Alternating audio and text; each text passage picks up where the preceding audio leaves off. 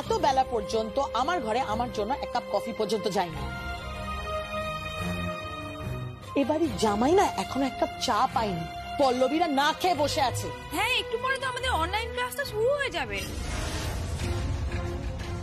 শুনতে পারলি, আমার মেয়ের অনলাইন ক্লাস। কাকে বলছি আমি সব, তোকে বলে কোনো লাভ নেই। তুই এক কাজ কর, তুই রান্নাঘরে যা, ভাতের হাঁড়িটা নামা আর ব্রেকফাস্ট তৈরি কর এক্ষুনি, ইমিডিয়েটলি যা। যাচ্ছি যাচ্ছি। আরে দাঁড়া দাঁড়া ভগিনী, ও হাঁড়ি নামাবে কি? তোমাকেই হাঁড়ি নামাতে হবে, আবার তোমাকেই হাঁড়ি চাপাতে হবে।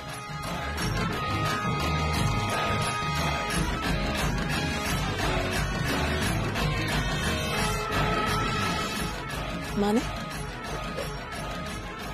কি হলো মল্লিকা, তুমি খবরটা ওকে দাওনি? ও মা, আমি কি করে দেব? কি আশ্চর্য ভগিনী, আদালতের কাছে এই সম্পত্তির ভাগ চেয়ে তুই একটা আবেদন করেছিলি তো, মহামান্য আদালত সেই আবেদন সরাসরি প্রত্যাখ্যান করেছে।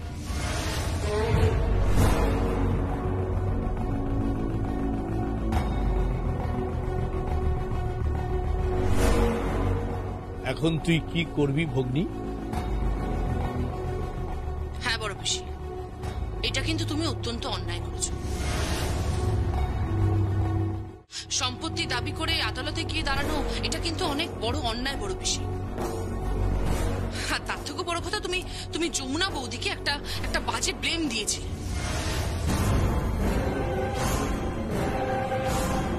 তুমি এক্স্যাক্টলি কি বলো তো বড় পিসি? না মানে নিজের ঘর রক্ষা করার দায়িত্ব তো নিজেদেরই, তাই না?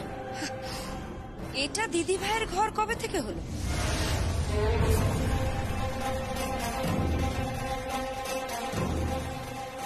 এই ছোট বৌদি, সবার সামনে না এরকম গিরগিটির মতন রং পাল্টিও না।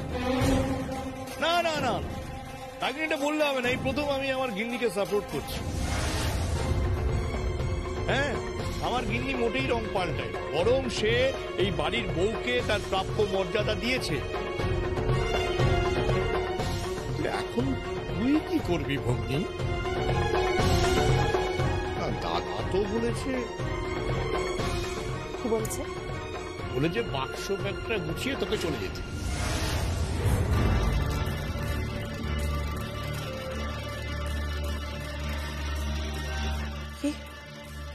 বড়দা, বড়দা আমায় চলে যেতে বলেছে? হ্যাঁ বড় পিসি, তোমাকে বাবা চলে যেতে বলেছে। মা, আমাকে চলে যেতে বলেছে? আমরা কোথায় যাব মা?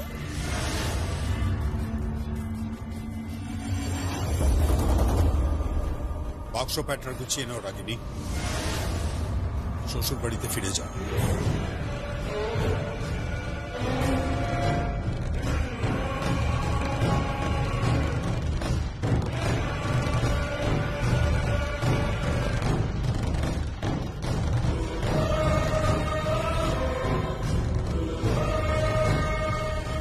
দাদা?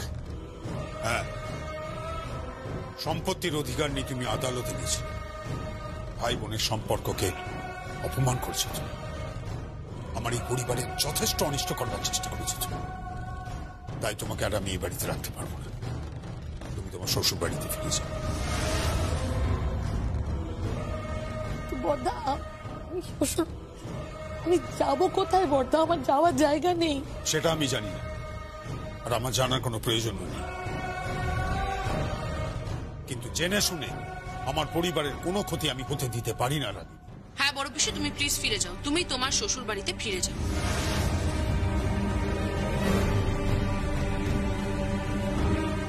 তুই বলার কি? তুই কেন বলছিস আমাকে? তুই তো এই কথাগুলো আমাকে বলতে পারিস না। বড় বৌদি কোথায়? বড় বৌদি, বড় বৌদি তুমি কোথায়? বড় বৌদি কোথায়? এখন বড় বৌদি করে কি হবে? দিদি তখন তোমার কাছে হাত জোর করেছিল, কেঁদেছিল পর্যন্ত সংসারটা না ভাঙার জন্য। তখন তো তুমি সাপের পাঁচ পা দেখেছিলে। ভেবেছিলে আদালতে গিয়ে দাঁড়ালে মহামান্য আদালত সবটা তোমার হাতে তুলে দেবে।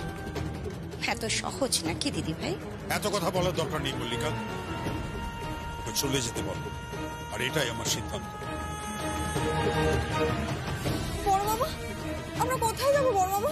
সেটা তোমার বাবার দায়িত্ব। পুরুষ মানুষ হয়েছেন, নিজের সন্তানকে নিজে খাওয়াবে। তুমি যমুনা বৌদিকে চোর বদনাম পর্যন্ত দিয়েছো, তাকে দিয়ে নকল সই করিয়ে সবার সামনে তুমি তাকে ছোট করেছো শুধুমাত্র সম্পত্তির লোভে বড় পিসি। তাই আমি বাবার সঙ্গে একেবারে একমত, তুমি প্লিজ এই বাড়ি ছেড়ে চলে যাও। দিদিভাই, আমারও তাই মত, তুমি এখানে থেকো না। আমার মত উনি এখানেই থাকবেন।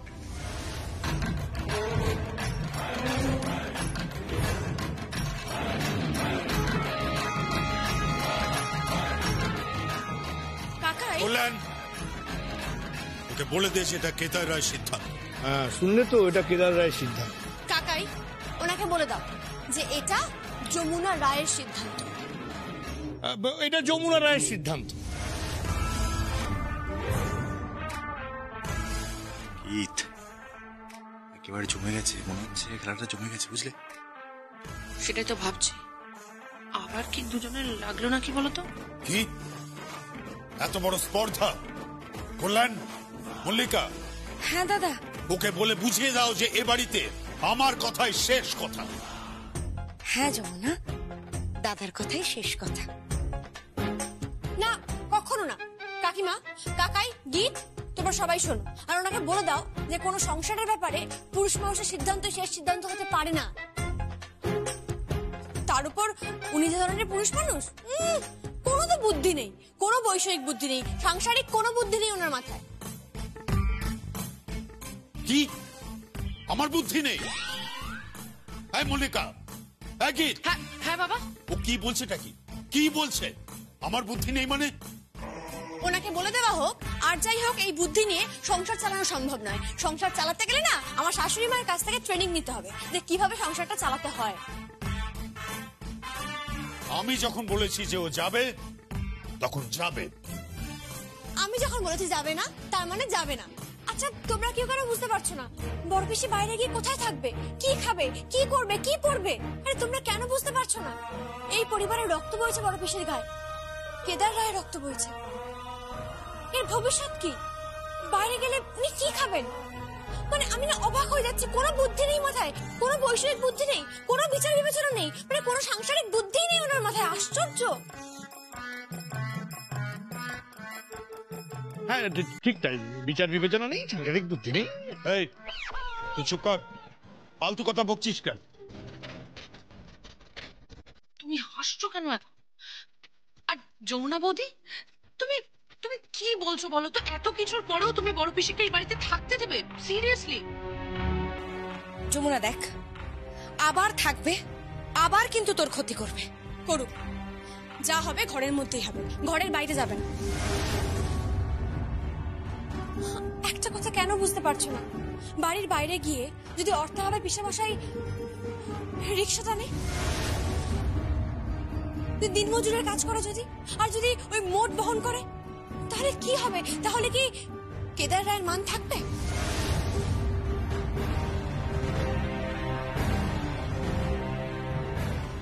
ঠিক তাই, আমিও যমুনাকে সাপোর্ট করছি।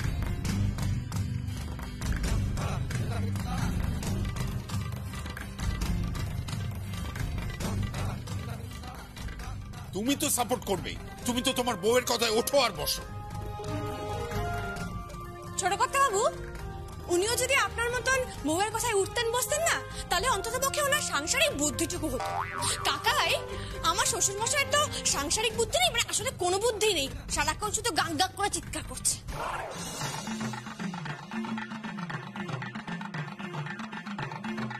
কি আমি গাক গাক করে চেঁচাই? বেদ, বেদ ওকে বোঝাও যে ও কিন্তু লিমিট ক্রস করে যাচ্ছে, আর রাগিনীকে এক্ষুনি চলে যেতে বলে। কেন আমি বললাম না, সবাই ওনাকে জানিয়ে দাও বড় পিসি এখান থেকে কোথাও যাবে না, আর যদি যায় তাহলে কিন্তু আমিও বাড়ি থেকে বেরিয়ে যাবো।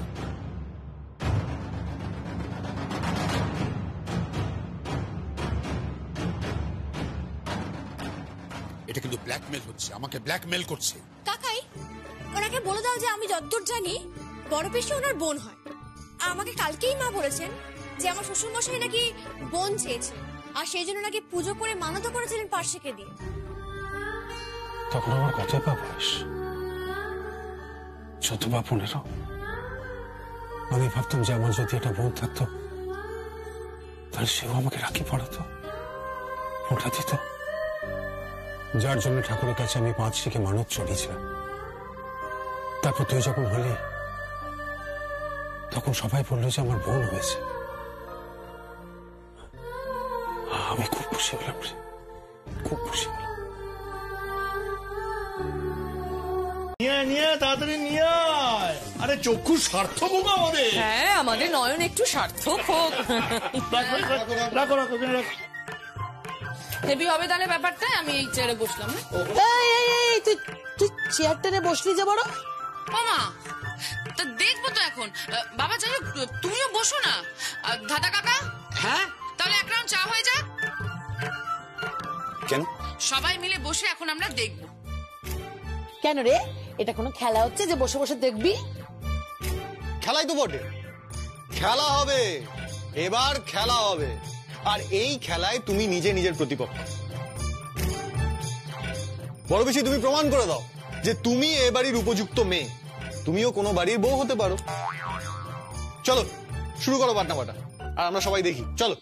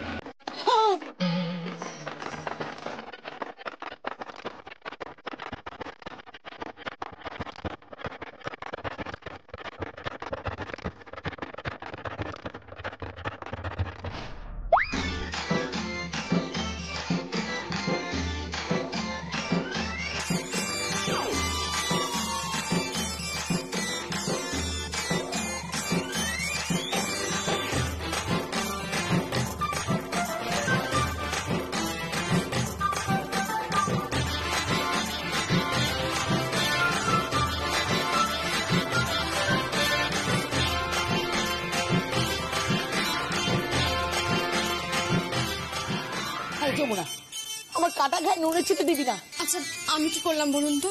আমি তো আপনার পক্ষেই আছি। আমি তো বাটনা বাটতে চাইলাম, আমাকে দিল না বাটনা বাটতে। আমি কি করব?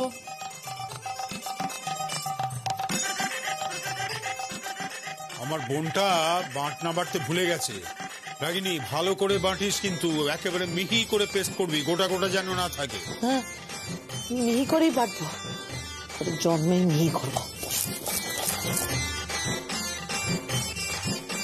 বড় বেশি আপনি শান্ত হয়ে বাটুন, মন দিয়ে বাটুন। হ্যাঁ হ্যাঁ, প্রত্যেকটা বাটার মধ্যে প্রায়শ্চিত্তের গন্ধ পাচ্ছি। একটু চুপ করবি, নয় নোড়া দিয়ে দেবো আমি। কাজটা করতে দাও না, ঝামেলা করছো কেন?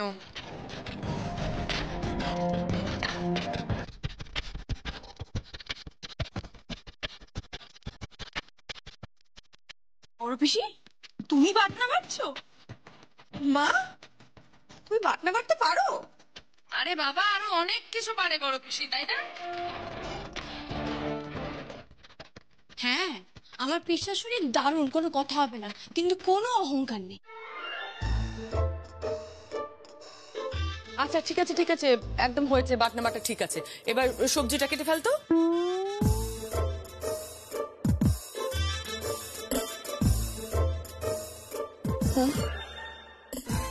সবজি বলছিলাম, সবজিও আমায় কাটতে হবে?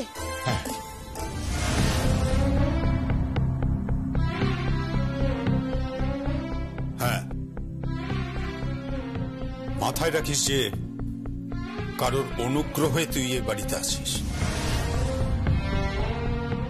এ বাড়িতে থাকতে গেলে তোকে পরিশ্রম করতে হবে, তোর বরকেও পরিশ্রম করতে হবে। অবশ্য তোর মেয়েরা অন্য মেয়েদের মতো সমস্ত সুবিধা পাবে, কিন্তু তুই যদি পরিশ্রম না করিস, হুকুমের পর হুকুম করে যাস, তাহলে তোর এ বাড়িতে জায়গা হবে না।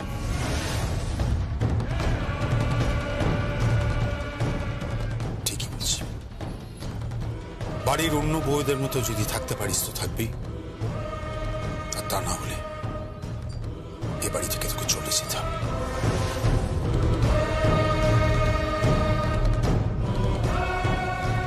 কার সাথে কথা বলছেন দাদা?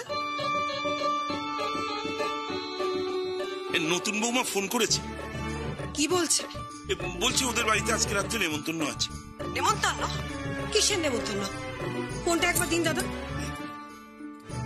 হ্যালো, কিসের নেমন্তন্ন? আরে মমস মমস বলছি যমুনা বৌদি বাড়িতে ফিরে এসেছে। সেই আনন্দে আমরা সেলিব্রেট করছি সবাই মিলে। আপনারা প্লিজ চলে আসবেন, আপনি, পপস, জ্যাক্স, প্রত্যেক। আমি যাব না। আসবেন না? না, আমি যাব না। আসবেন না কেন? আমি যমুনা মেয়েটাকে পছন্দ করি না। ও আমাদের মতন নয়। তুমি হয়তো ক্লাস মানো না, কিন্তু আমি মানি।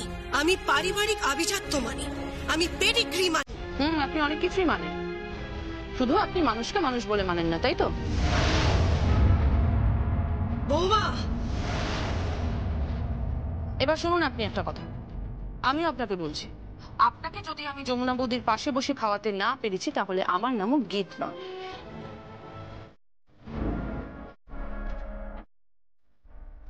তোমার এত বড় স্পর্ধা? হ্যাঁ, দেখাচ্ছি স্পর্ধা। আপনি প্লিজ মানুষকে মানুষ বলে ভাবার চেষ্টা করুন, তার পেশা, পদবি, ঘর বাড়ি দিয়ে না। এই গীত গীত ফোনটা ছিল না, আমায় দাও। হ্যালো মা, মা প্লিজ তোমার হাতে এসো। আমি যাব না, আমি কিছুতেই যাব না। মা মা ব্যাপারটা খারাপ দেখাবে। যদিও এটা আমার শ্বশুর বাড়ি, প্লিজ বোঝার চেষ্টা করো। চুপ করো তুমি। বইয়ের নামটা হয়ে গেছো, তুমি স্তরীনা হয়ে গেছো। তোমার বাবা চাষি হয়ে গেছে, আর তোমার জেঠু এখানে দিন রাতের কাজের লোকের মতো কাজ করছে, আর আমি রাঁধুনি হয়ে গেছি। আর পিসিমা বসে বসে হরিবল হরিবল করছে। হরিবল হরিবল। মা তুমি তোমার বৌমাকে তো চেনো, ফিরে গেলে আবার অশান্তি করবে। তুমি জানো না, তুমি জানো না আবার কি ঘটাতে পারে। ওর এসব বলতে লজ্জা করছে না? ছি বেদ।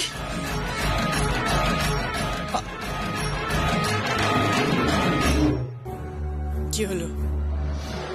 তোমার মা বোধহয় খুব রাগ করেছেন, তাই না? মানে উনি কি আসবেন না? না না ঠাম, উনি ঠিক আসবেন, আমি বলছি তো, ঠিক আসবেন উনি।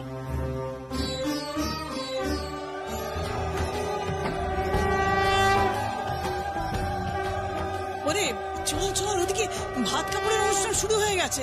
যাচ্ছি ঠাম, যাও তুমি। আস, আয় শিগগিরি আয়। এই চলো এই তোরা চলে তাড়াতাড়ি চল। শোনা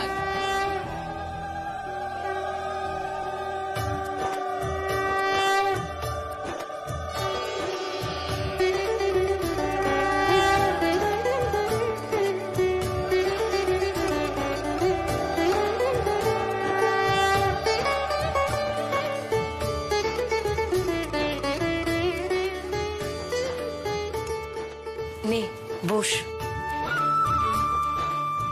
দাঁড়া, কেদার কোথায়? কেদারকে ডাক। ঠিক আছে ঠাম্মি দাঁড়াও, আমি বাবাকে ডাকছি। তুই গেলে কি করে হবে বলতো? তোকে ভাত কাপড়ের দায়িত্ব নিতে হবে না? বাবা আসুক, তারপর আমি দায়িত্ব নেব। আমি বাবাকে ডাকছি। বাবা, বাবা।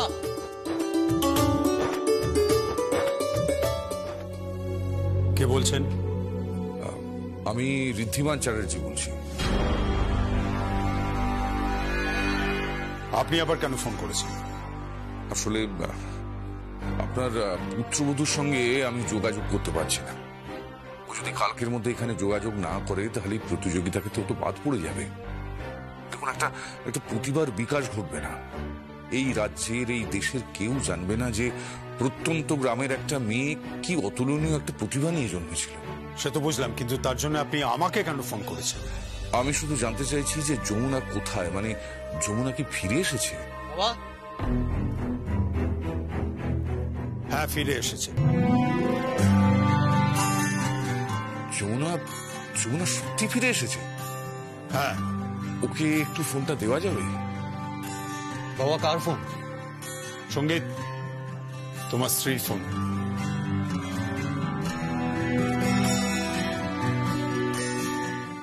হ্যালো, সঙ্গীত বলছো? আমি ঋদ্ধিমান আঙ্কেল বলছি। মেয়েরা যন্ত্রণা বয়ে বেড়ায়, বিশেষ করে বাড়ির বউরা যন্ত্রণা বয়ে বেড়ায়, কিন্তু দয়া করে মেয়েদের যন্ত্রণা আর বাড়িয়ে দেবেন না, আর বাড়াবেন না।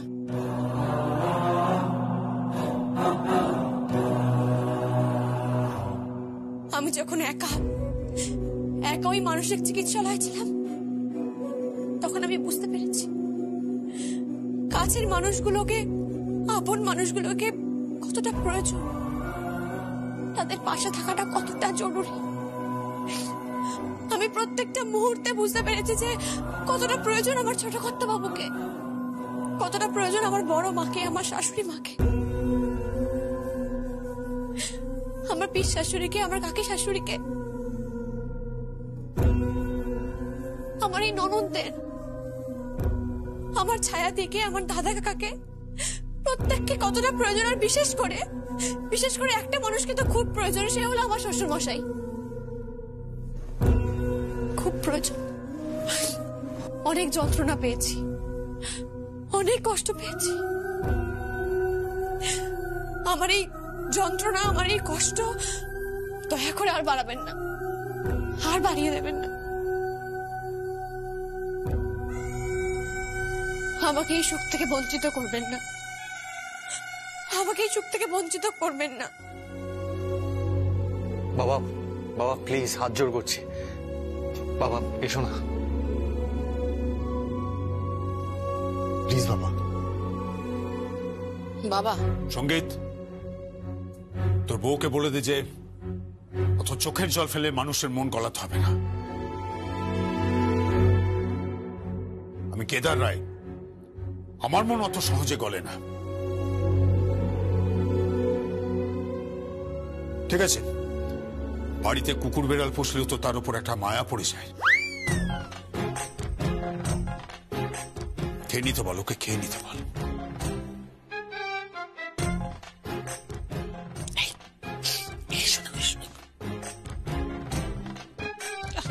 হাসছো কেন? মা, আপনার বড় ছেলে কিন্তু একেবারে ক্লিন বোল্ড। এখানে যদি আপনার ছোট ছেলে থাকতো না, দেখতেন কেমন খ্যামটা নাচ নাচতো। এই তোমরা সবাই শাক বাজাও, উলু দাও, উলু দাও, উলু দাও। বস।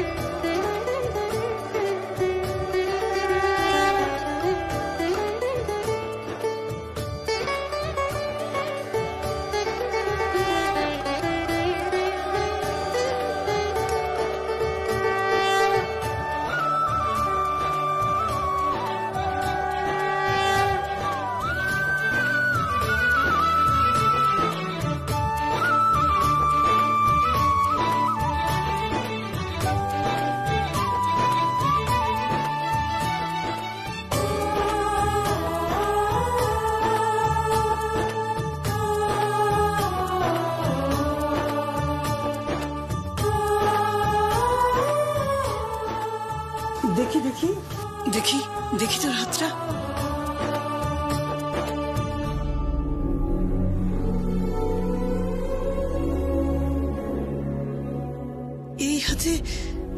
ঢাক বাজাবে কি করে? সত্যি মা, আমরা কেউ খেয়ালই করিনি ওর হাতে এত বড় একটা আঘাত লেগেছে।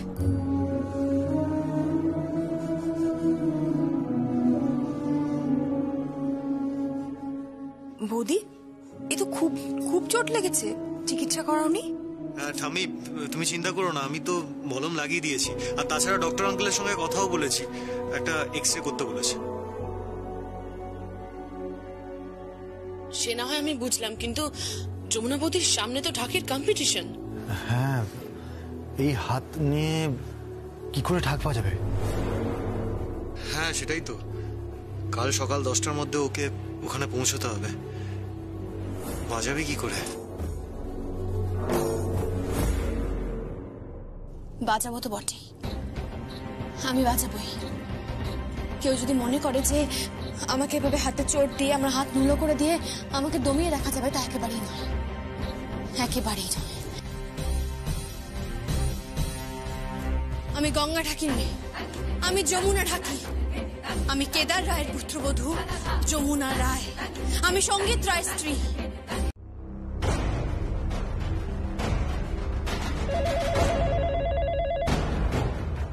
হ্যালো, আমি ঋদ্ধিমান চ্যাটার্জি বলছি। হ্যাঁ বলুন। আচ্ছা, আপনি কে বলছেন? আমি গীত বলছি। ও গীত, আচ্ছা আচ্ছা, যমুনা কোথায়? যমুনা কোথায় মানে? সে তো অনেকক্ষণ আগেই বেরিয়ে গেছে। কোথায় গেছে? এ কি, কিন্তু যমুনা বৌদি যে বললো আজকে কম্পিটিশন ইনগ্রেশনের রিহার্সাল আছে, আর তার থেকে বড় কথা আজকে সন্ধ্যাবেলায় তো শুটিং। কিন্তু ও তো আসেনি। আপনি সব কি বলছেন ঋদ্ধিমান আঙ্কেল? চাইনি মানে অনেকক্ষণ আগে বেরিয়ে গেছে যমুনা বৌদি। সে কি, তাহলে কোথায় গেল? সেটাই তো আমি বুঝতে পারছি না, কোথায় গেল। 15 মিনিটের মধ্যেও না পৌঁছলেও ডিসকোয়ালিফাইড হয়ে যাবে। হ্যালো হ্যালো,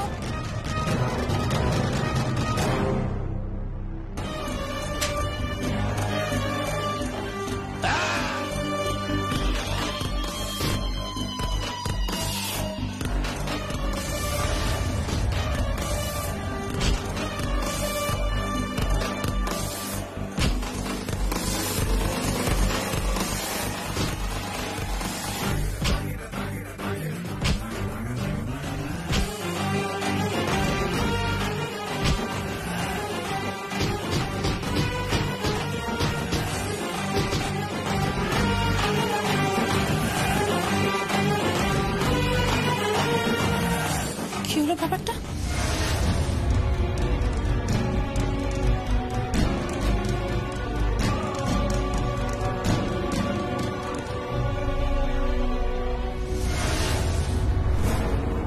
চলো যমুনা, গাড়িতে ওঠো। যাবো কিভাবে? গাড়িটা তো ওভাবে রাখা।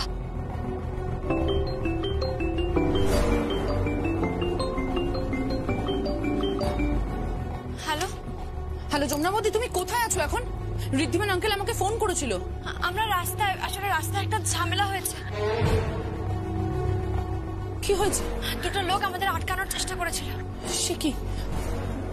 কিন্তু যমুনা বৌদি, ঋদ্ধিমান আঙ্কেল আমাকে বললো তুমি যদি 15 মিনিটের মধ্যে ওখানে না পৌঁছো তাহলে ওরা তোমাকে ডিসকোয়ালিফাই করে দেবে।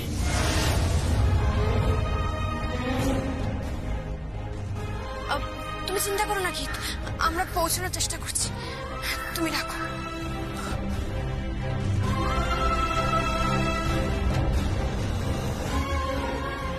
কি হবে এবার?